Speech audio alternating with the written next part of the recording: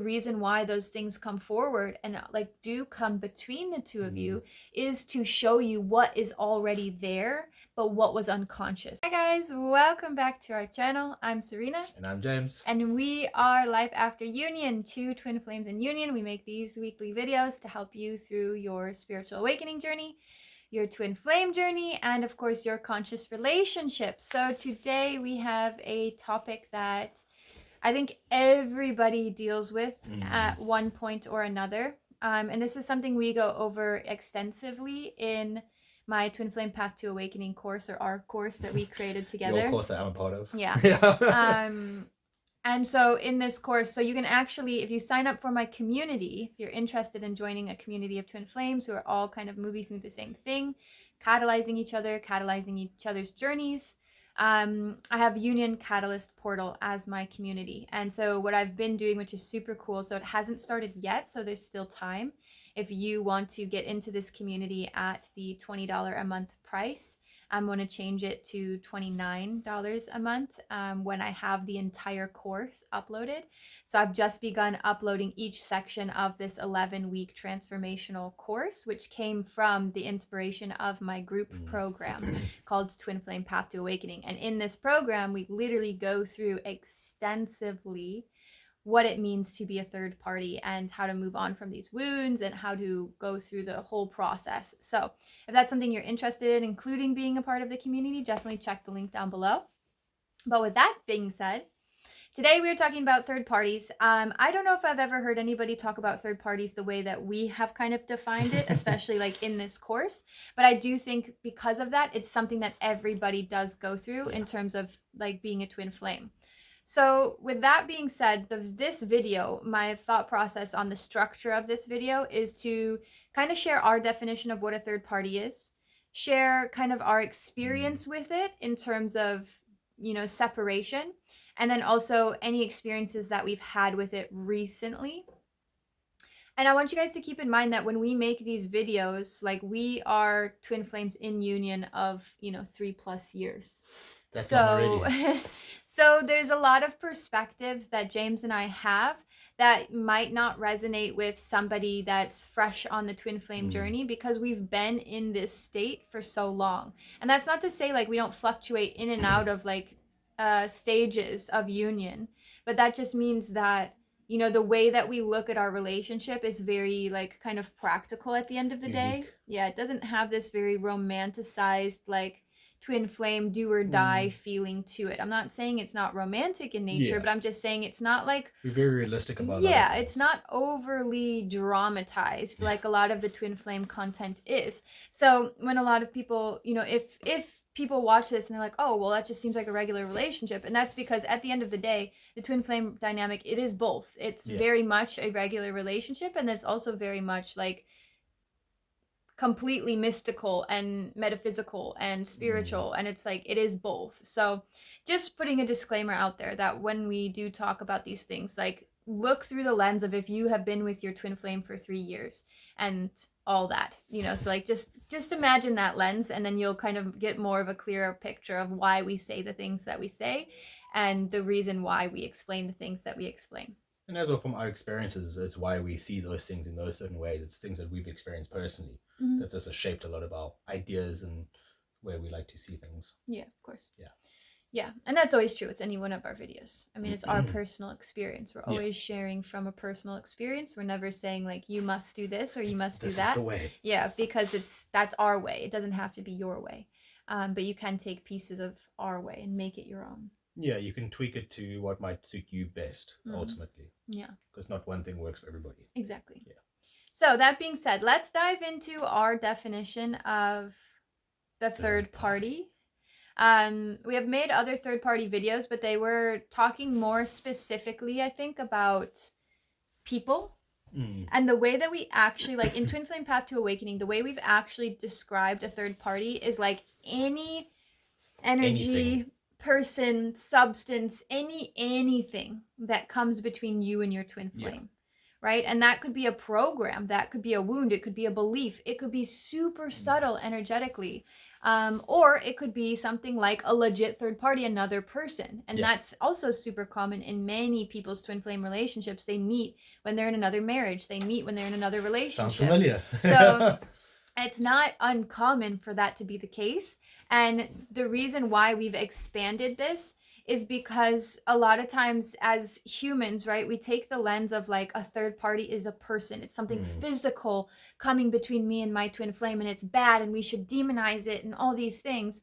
When in reality, it could be anything. Yeah. And in reality, it's actually always playing out for your highest benefit. So that's the other part that a lot of twin flames, when we're in these scenarios, we don't want to admit that because of the fact that it's hard. Something we need to actually work on. Mm-hmm. Yeah. Yeah.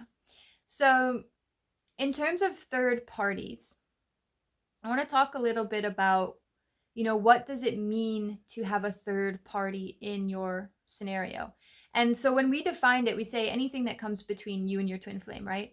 And that's not meant to sound like scary or all or nothing, because really what it is also is it's like anything that comes between you and your higher self, or anything that comes between you and your most authentic self, right? So you can even take your twin flame out of it, completely out of that definition, and say anything that comes between me and my most authentic self.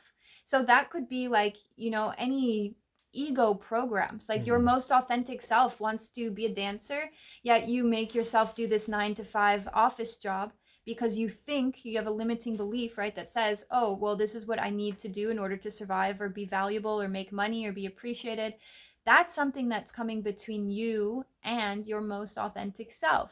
Now, when you think about that, it's a little bit overwhelming because it's like very overwhelming. Yeah. How much is actually coming between us, right? Like how many of those beliefs are actually coming between us?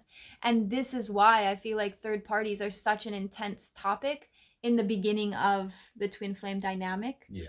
Because this is when all that work is really being done, right? Like the stages of separation are meant to unravel all of those beliefs. And this is why the whole twin flame journey happens, because you have the unraveling of our illusions, our ego. You have everything, the dark night of the soul, right, which sheds a very stark light on the places where you've been limiting yourself or playing small or victimizing yourself or abusing yourself. So third parties come in as a way to show us what we actually are resonating as. So I can give you an example. Let's move into kind of like our scenario.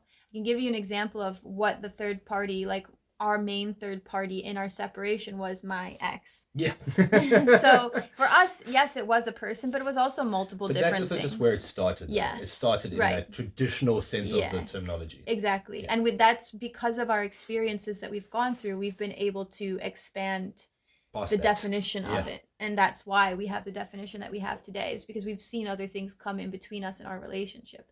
So what's interesting is when I say what I had said before about, whatever it is that you're resonating at, whatever deficiencies, right, or whatever it is you want to say, whatever wounds, whatever limiting beliefs you have, the third party is going to come in, whether that be a substance, whether that be an energy, whether that be a person, a video game, whatever it is, that thing is going to come in to show you where you still have these programs at play. And so for me, I was resonating at the frequency of self-abuse, of codependency, of false spirituality, I would say.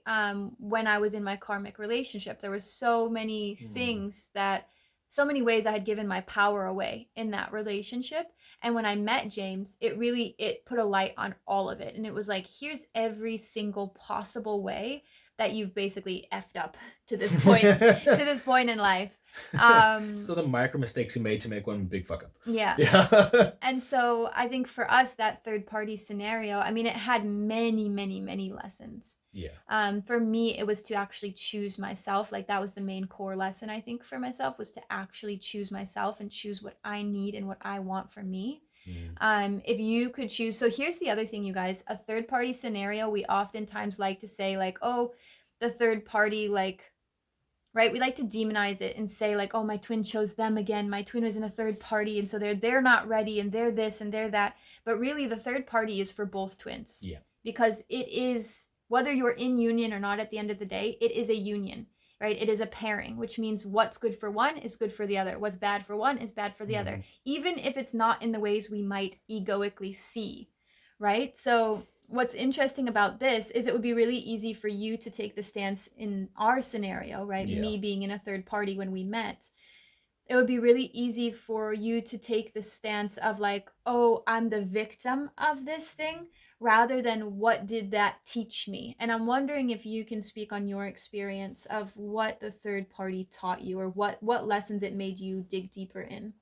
I mean, obviously, when we first met through the whole experience, obviously, at that point, I didn't really know if anything was ever going to happen between us, or it was just more of a I was exploring, I guess, in some ways. I could say is probably the best way to explain it. There's a lot more to it than just that, but quite a difficult thing to kind of put a definition to. Um, but in the start, it kind of made me more open to seeing what possibilities could be out there, regardless of what the current circumstances might be. Because you weren't attached, because I was in another relationship. Because you're in another relationship, I wasn't attached to the fact like, oh, she's gonna be mine. Yeah. Like I didn't have that expectation, or I was like, I really like this girl. We get along really well. It would be fantastic.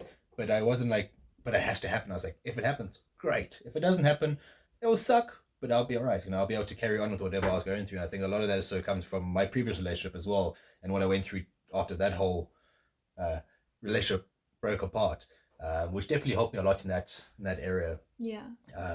But yeah, I think it definitely, that was probably the number one thing that it taught me, that if I didn't put too much expectation onto this thing that it has to happen, and just allowed it to be what it was, I get a lot more joy out of it. Obviously, I got the best scenario at the end of the day, because we're together and we're going along this path and this journey. But even if that hadn't happened, just being able to allow myself to experience it without the expectation at that point. Obviously, as we move forward and you and your partner split, and then me and you got together, obviously the expectation changed completely at that point. But in the start, it really allowed me to just be present with it and just actually enjoy the moment. Interesting. And so then, in like moving away from the very beginning and that lesson, and what about when we were in our separation? Do you feel like there were certain things that it was teaching you then that were different than the beginning? I think at that point I had my hopes up a little bit more, because obviously I knew that you and your previous partner had now split and gone your own separate directions, and there was a really good opportunity or potential that me and you would be able to actually connect and see what this would come to. So I think in that, when it got to that point, is I was a lot more attached to the idea of either me coming to you or you coming to me, whichever way, it didn't really matter. But it made me more, I always had to reteach myself to let go of expectation, and again allow it to be what it was. And especially when you actually did come here, because obviously in my head I've got 6,000,001 different explanations. I'm like, this is how this is going to be, it should be like this, which at the end of the day never works out to any of those things. You just got to allow it to play out. So I think it taught me at that point that even when you can see that there's this possibility for this, and there's like a really good chance, just to not hold so much onto all the what ifs, and again just allow it to be from a different perspective. And maybe patience. Yeah. And trust. I would also say probably trust that, like, if it was going to work out, it was going to work out, right? And like, if I know, like, we had talked about this maybe in a previous video, where I was asking you if there was fears about me going back to that relationship, and like, all of that kind of stuff.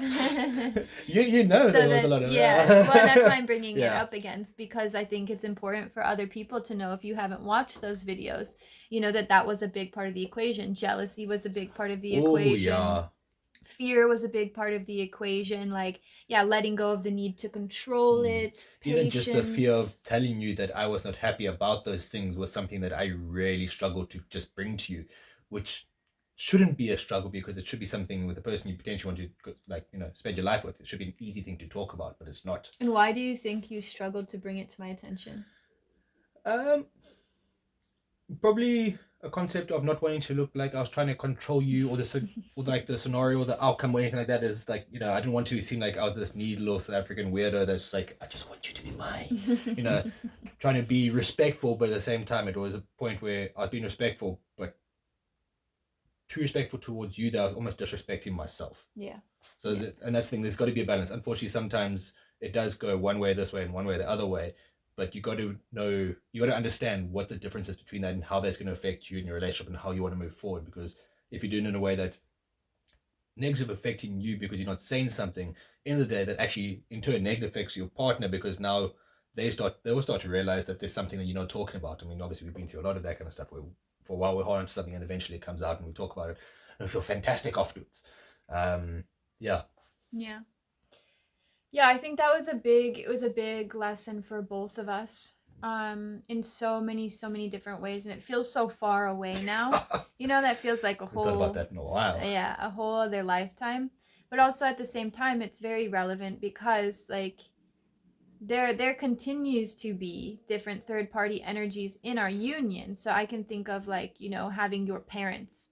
There's been times where our parents have been a third party in our union because, you know, either you're Unintentionally yeah, sometimes. always like none of this is ever intentional. That's I think the purpose is it's never intentional. But like, you know, anything that comes between us and our most authentic version of ourselves to ourselves, right? So when you think about that, like parents have been a big play in that because we live on James's parents' farm. So that's been a big one, is like, you know, having different programs, different generational programs from the parents coming in between the two of us. And like it's really funny because James's parents have just come back to town after they've been gone for a while, and it's really funny to watch you change as they come back. You know, you start being more like them in certain ways, and it's like those programs get stronger, and then I'm like having to remind myself like this is that program that we've been working on for the 3 months while they've been gone, and now here we are again working on this program. Not as bad. No, it's not. I mean, It's I'm definitely definitely better in my standing. Yes, I mean for 100% for sure, but it's just funny to watch it from the outside, like, oh, and I can see it's a program because he doesn't even know he's doing this right now, right? So like that's the thing, like our programs come between us, you know, our authenticity between each other, right? And that when you think about twin flames and that idea of unconditional love, um, you know, our programs and beliefs are the things that are the most subtle energetically. So this is actually really interesting. Like if we laid it out, right, from like physical to most subtle energetics, right? So the most like in your face thing, like most physical, I would say would be people. That's the most obvious third party, right? People. Then I would say like substances, you know, like alcohol, drugs, video games, addictive things, right? Like addictions, yeah. That's a big one. Addictions. And then after that, what would you say? So like people, addictions.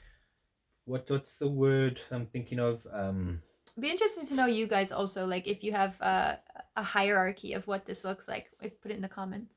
I can't think of the word, but like for the general group of it, but like financial is a big third party. Okay, yeah, finances. But I'm trying to think. There's like financial, a whole bunch of things. But I'm trying to think of that bigger term for it. But if you remember, like resources. I don't know. Okay. There's something more descriptive I was trying to think of, but I've lost it. Okay.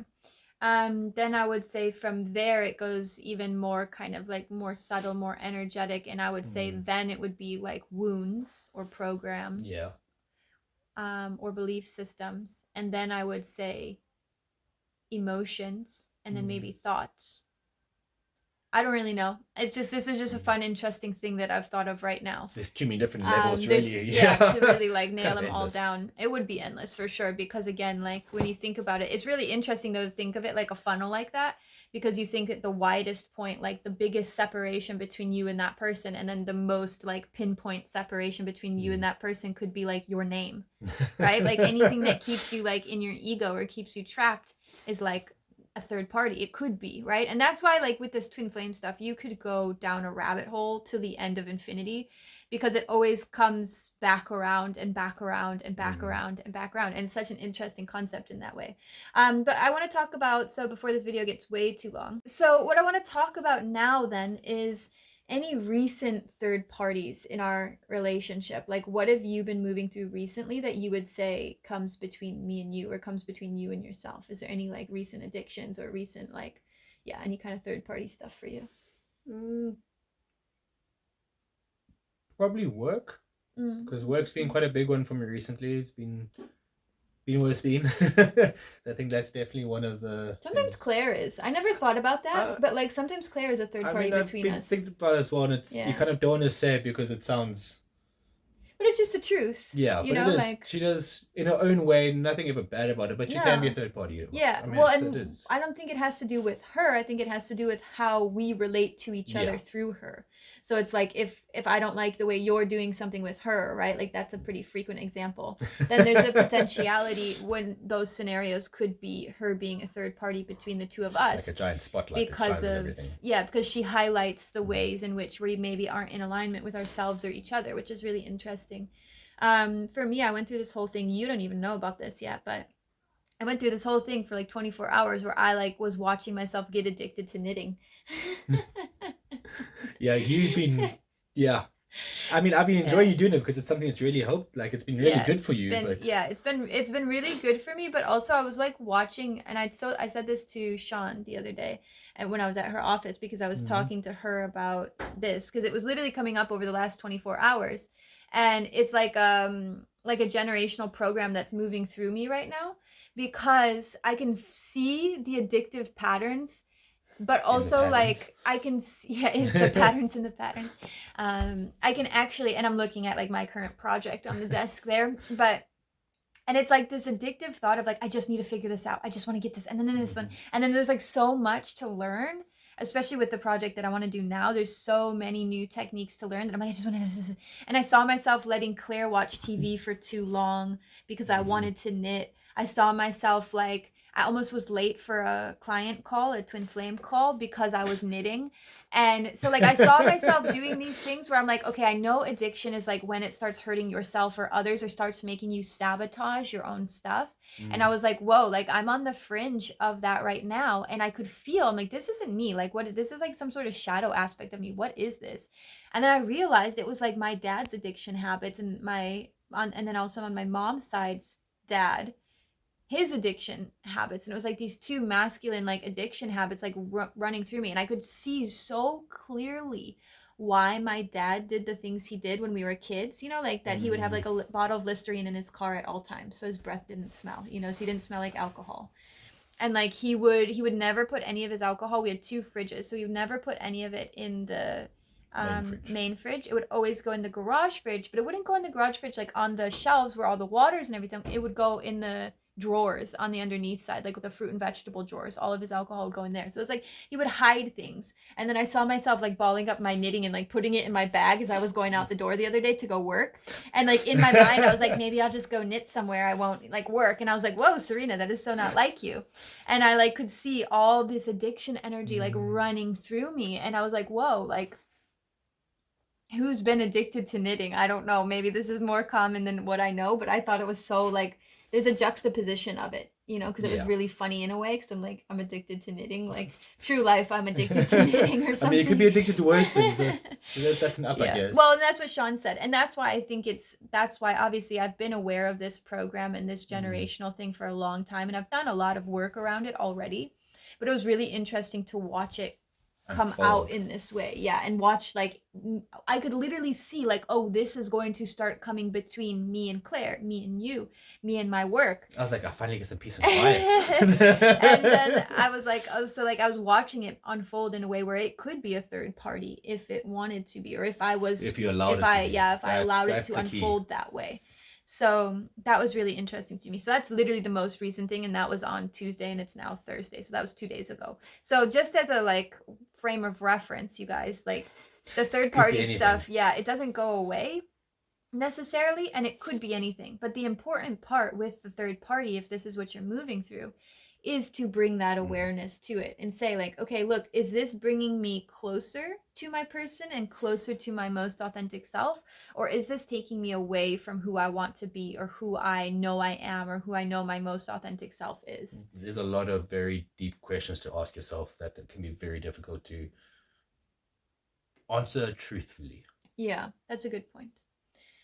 Yeah, but if you're on this journey, I think you have to ask those questions, and you have to be willing and ready to hear the answers, because if you're not, then you're just living your life in an illusion and a delusion, right? Exactly. Do you have anything else to say on the third party? Anything else that you want to share about it? I'm still laughing my head about the knitting. Yeah, but it's been super fun. I've been really enjoying it, and I'm really excited for this. But as well, it's a type of addiction. It's a type of third party that can be very beneficial to you as well, because the thing is, third parties don't have to be inherently bad. Yes. You can have third parties that are actually beneficial to you, because like something like that, it's giving you something, a high Like, that you can't creative get from some, force. you can use as creative force or whatever, however you want to look at it, but it's something that's actually beneficial because it's also giving you some time that you have to yourself where this is what I'm doing. Everything else kind of fades away. It's kind of like when I watch TV, sometimes that's like my knitting, I guess you could put it that way. It's like, something you can focus on where everything else can fade into the background and you can actually be fine and safe from that. Obviously, like with all addictions, you got to know how to use it, not to abuse it. Yeah, right. Like if you're watching TV till like 4 o'clock in the morning, that's probably a problem. I fall asleep at 1. But if you're, I'm not saying you are. I'm saying like if you do, right? Or if you are knitting and you're making yourself late for work, or if you're, whatever it is know that your you are limitations doing. with it. Know your limitations. But I agree. And again, that brings us back to the third party, like my knitting experience, right? Like that is there to show you what things are already inside of you. So whether it's a person, whether it's a substance, whether it's a sport, whether it's an energy, whether it's a belief system, like the reason why those things come forward and like do come between the two of you is to show you what is already there, but what was unconscious, right? So it's just bringing something to light. It's not actually like coming between you. It's just bringing something to light so that you can use it to become closer, right? You can use it to be more authentic with yourself. It's always an opportunity. It's never actually a bad thing. No, only if you allow it to be. Right. Yeah, it depends on what story you create around it. Yeah. I hope you guys enjoyed this video. If you have any questions, definitely put it in the comments. Like I said, if you're looking to join a supportive community of twin flames who are moving through the same thing, definitely join before the price goes up and you will have the same access to the course when it drops. So I'm super, super excited about this. I just started putting it together the other day. I'm very, very, very excited. And it's incredibly transformational and powerful. And you've taught it with me before, and the effect that it had on the people that were in that group. The effect that it had on us as well at the same time. It's an incredible course. So if you're interested in that, definitely check the links down below, and we will see you in the next video. Thank you so much for being here today. Bye.